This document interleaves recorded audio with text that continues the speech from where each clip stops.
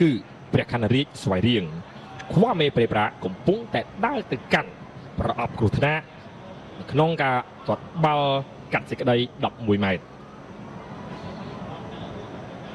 អ្នកគ្រប់គ្រងទាំងសងខាងចាប់ផ្ដើមបាទស្ងប់ស្ងាត់ទស្សនាដោយការយកចិត្តទុកដាក់បំផុតអញ្ញាកណាលពីររូបក៏ឈរនៅខាងបាទសងខាងនៃបង្គោលទីដើម្បីពិនិត្យពិច័យនៅក្នុងការទាត់បាល់គ្រាប់បាល់ដំបូងរបស់ព្រះខ័នរាជស្វាយរៀងសុទ្ធដោយខ្វះមេប្រេប្រា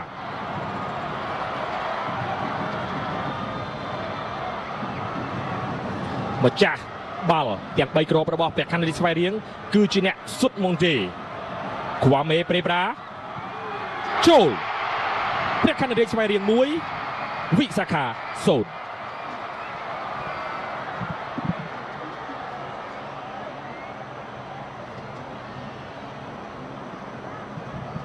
បាទនេះគឺជាការទាត់របស់ពេប្រាខ្វាមេបាទយកទៅម្ដងហើយក៏បាទរំបាទអមទុករស័យរសាត់មួយបាទហើយបន្តមកទៀតគឺជាវេនរបស់វិសាខាវិញម្ដងដែលបាទរ៉ាប់រងដោយសិនកកដាបាទជួបជាមួយនឹងប្អូនប្រុសវិរៈតារាកញ្ញាញឹមដាក់បងប្រុសមួយបាទ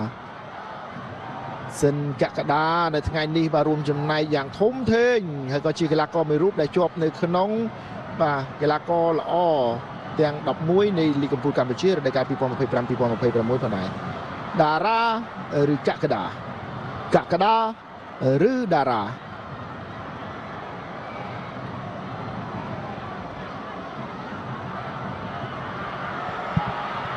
សិនកកដា1ទល់នឹង1បាទទាត់បាទត្រកបាទចំណុចមិនខុសពីពេប្រាខ្វាមេប្រមាណនោះទេបាទយើងមើលបាទអត់ខ្វល់ច្រើនទេបាទគឺទាត់ពេនទៅរកបាទខាងឆ្វេងនោះតែម្ដងលបឿននឹងការទាត់បាទគៀកជាមួយនឹងបង្គោលធ្វើឲ្យតារាមិនអាចសង្គ្រោះបាននោះទេ Patrick Robson វិញម្ដង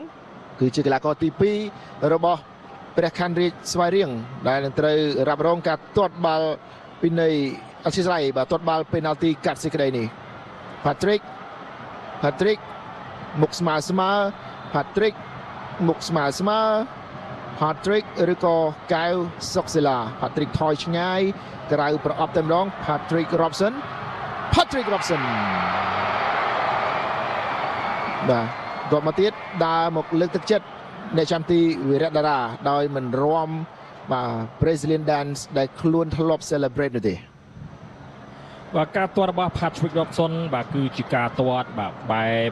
បាទគេហៅថាបាទមិនបាទបង្ខំទៅដូចជាការប្រើប្រាស់ជំហានឆ្ងាយដើម្បីឲ្យសិលាកថាខ្លួននឹងទាត់បាល់ប្រើកម្លាំងប៉ុន្តែការទាត់របស់ Patrick Robson គឺចំទៅដាល់ទីតែម្ដងដែលធ្វើឲ្យអ្នកចាំទីការសិលាលោតទៅខាងស្ដាំដៃរបស់ខ្លួនអ្នកទាត់ទី2របស់វិសាខាគឺ Scott Allardyce ចាស់គ្រាប់បាល់ទី2នៅក្នុងការប្រកួតនេះ Scott Allardyce ឬក៏វិរៈតារាកញ្ចែបានបន្លឺឡើង Scott Allardyce ល្អមែនទែនវិសាខា2ព្រះខ័នរាជស្វាយរៀង2នៅក្នុងការទាត់បាល់កាត់សេចក្តី11ម៉ែត្របាទការទាត់របស់ Scott Allardyce គឺជាការទាត់ដោយញាក់ការលោតរបស់វិរៈតារាទៅខាងឆ្វេងដៃរបស់ខ្លួនទំនុកចិត្តរួមជាមួយនឹងការប្រើប្រាស់បច្ចេកទេសអ្នកទាត់គ្រាប់ទី3របស់ព្រះខ័នរាជស្វាយរៀងកំពុងតែដើរមកកាន់ប្រអប់គ្រោះថ្នាក់នៅក្នុងការទាត់បាល់គឺ Takashi Odawara ដែលជាប្រធានក្រុមរបស់ព្រះខ័នរាជស្វាយរៀងបន្ទាប់ពីសឿយវិសាលព្រមខ្យល់ដើម្បីឲ្យទំនុកចិត្តកាន់តែមាននៅក្នុងខ្លួនកញ្ចែបានបន្លឺឡើង Takashi Odawara ត្រៀមនៅក្នុងការទាត់បាល់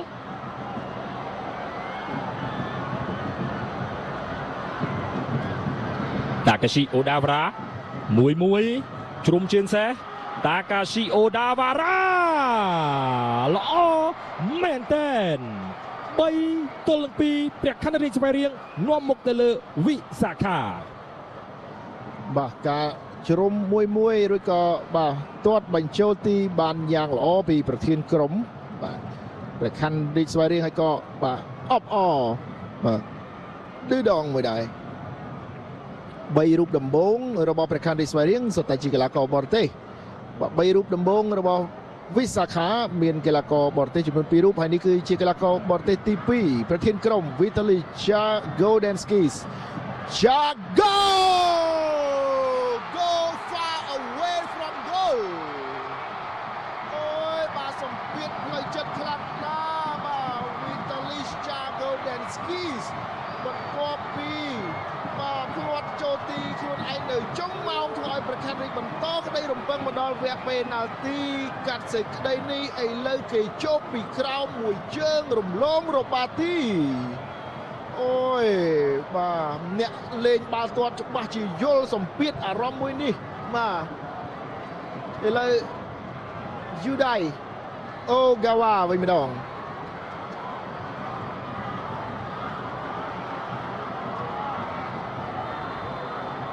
យូដៃអូហ្គាវ៉ាឬក៏សុកសេឡាយូដៃអូហ្គាវ៉ាបាទកីឡាករមានសម្ពាធអាយដាមប្រធានក្លឹបបាទសម្ពាធជាងកីឡាករទៀតបាទអញ្ចឹងនេះគឺជាគ្រាប់បាល់ទី4ហើយគ្រាប់បាល់បន្ទាប់ប្រសិនបើមិនចូលទីការទាត់ពេណាល់ទីគឺនឹងបញ្ចប់ត្រឹមនេះតែម្ដងវិរៈតារាកំពុងតែមកឈោកដើម្បីដាក់សម្ពាធទៅលើកីឡាកររបស់វិសាខាដែលជាអ្នកទាត់គ្រាប់បាល់កាត់សេចក្តីទី4នៅក្នុងការប្រកួតនេះគឺថាគ្រីយ៉ាយុវជនវ័យក្មេងដែលទទួលបានការផ្ដល់ឱកាសពីសំណាក់គ្រូបង្វឹកលោក Scott Cooper ជាអ្នកទាត់បាល់ទី4របស់វិសាខាចូលឬក៏មិនចូលថាគ្រីយ៉ាវិរៈតារាថាគ្រីយ៉ា3 ទល់នឹង4តាមពីក្រោយវិសាខាសុទ្ធគ្រាប់ទី4បានសម្រេចដោយកីឡាករថាគ្រីយ៉ាអ្នកទី5ត្រៀមនៅក្នុងការទាត់បាល់ឲ្យព្រះខ័នរាជស្វាយរៀង Faris Hamuti បើសិនជាសុទ្ធចូលព្រះខ័នរាជស្វាយរៀងនឹងក្រងជើងឯកពានរង្វាន់សម្ដេចតេជោឆ្នាំ2025-2026បើសិនជាមិនចូលរងចាំការទាត់គ្រាប់ទី5របស់វិសាខា Faris Hamuti មិនក្រឡេកទៅមើលទីទេគឺមើលតែបាល់ហើយក៏ក្រឡេកទៅមើលទីបន្តិចការទាត់គ្រាប់ទី5របស់ព្រះខ័នរាជស្វាយរៀងចូលឬមិនចូល Faris Hamuti ចូល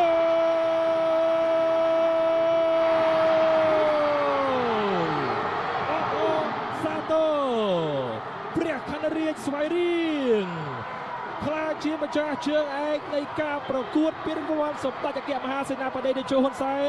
លើកទី19ឆ្នាំ2025-2026ការប្រកួតវគ្គផ្ដាច់ព្រាត់ដ៏ជក់ចិត្តរវាងព្រះខ័នរាជស្វាយរៀងទល់ជាមួយនឹងវិសាខាទឹកភ្នែកក៏បានកើតឡើងទៅលើកីឡាកររបស់វិសាខាទឹកភ្នែកក៏បានកើតឡើងទៅលើកីឡាកររបស់ព្រះខ័នរាជស្វាយរៀងទឹកភ្នែក2អត្ថន័យ2ខុសគ្នាទឹកភ្នែកនៃបរាជ័យនៅក្នុងការបានត្រឹមជាជើងឯករងទឹកភ្នែកនៃភាពជោគជ័យនៃការខ្លាចទៅជាជើងឯកនៃពានរង្វាន់សម្ដេចតេជោឆ្នាំ2025-2026បើសិនជាបាល់ទាត់មានច្បាប់នៅក្នុងការផ្ដល់ពានឲ្យក្រុមទាំងពីរបានក្រុមទាំងពីរគួរតែបានពាននៅក្នុងការប្រកួតនារីត្រី